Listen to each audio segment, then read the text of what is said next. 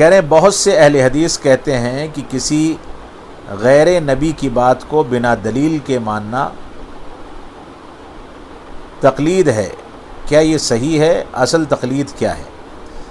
دیکھیے تقلید دو طرح کی ہوتی ہے. ایک تقلید ہوتی ہے جس کو اندھی تقلید کہا جاتا ہے،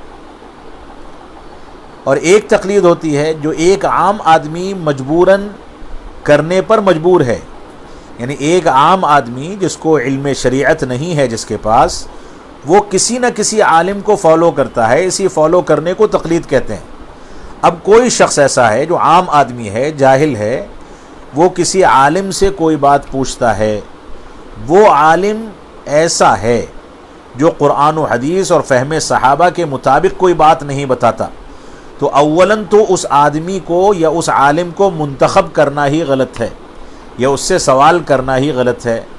تو سب سے پہلے ایک عام آدمی کی ذمہ داری یہ ہے کہ وہ سوال کرنے کے لیے ایسے عالم کا انتخاب کرے جو عالم قرآن و سنت اور فہم صحابہ کے مطابق جواب دیتا ہے. اب ایک عام آدمی ایسے عالم کو منتخب کرے گا تو گویا وہ اس عالم کی تقلید کر رہا ہے.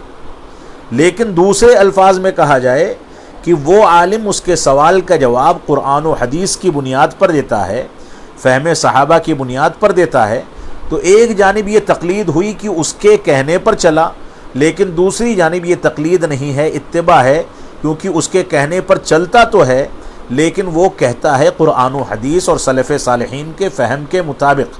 لہذا ایک عام آدمی عملاً تقلید کرتا ہے، لیکن یہ تقلید اگر ایسے شخص کی جائے جو قرآن و سنت اور فہم صحابہ کے مطابق فیصلے کرتا ہے تو بظاہر یہ ایک معنی میں تقلید ہے اور دوسرے معنی میں اتباع ہے. اور ایسے ہی شخص کے لیے ہماری ذمہ داری ہے کہ ہم ایسے ہی عالم کا انتخاب کریں جو قرآن و سنت اور فہم صحابہ کے مطابق جواب دیتا ہے.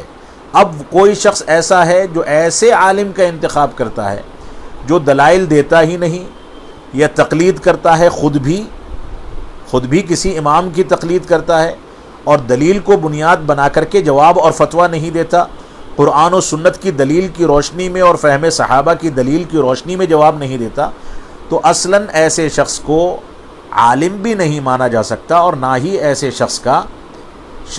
شخص سے سوال کرنا درست ہوگا، کیونکہ خود وہ مقلد ہے تو کسی کو جواب کیسے دے سکتا ہے. تو یہاں پر یہ فرق سمجھنا ہمارے لیے ضروری ہے. اللہ رب العالمین ہم کو اس کا شعور عطا فرمائے.